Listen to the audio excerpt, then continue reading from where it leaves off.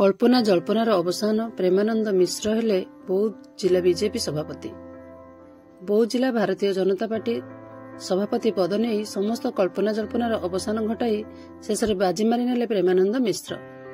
दलर जिला सभापति पद पर बहु प्रार्थी आवेदन करथिले। शेष दल नेतृवृंद सभापति प्रेमानंद मिश्र को मनोनीत करिसेंती।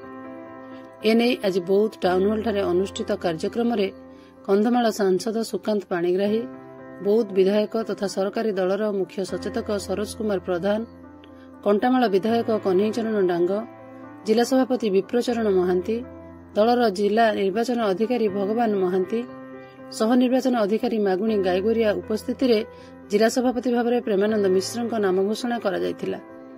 नवनिर्वाचित जिला बीजेपी सभापति प्रेमानंद मिश्र पूर्वर विश्व हिंदू परिषदर बौद्ध जिला साधारण संपादक दायित्व तुलाई आसुथिले। जिला सभापति भाव में प्रेमानंद नाम घोषणा होगा पर जिला बीजेपी नेता और कर्मी माने उत्साहित हो पड़िछंती।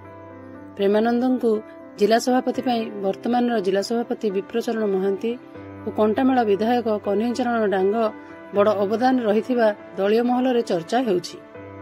सेहिपरि बीजेपी छामुआ संगठन गुड़िक मध्य श्री मिश्र राज्य नेतृवृंद ठारे लबी करिथिबा जଣା पड़िछि। श्री मिश्र जिला सभापति भाव में घोषणा होगा पर शुभेच्छु और दलीय नेता एवं कर्मी शुभेच्छा जणाइछंती।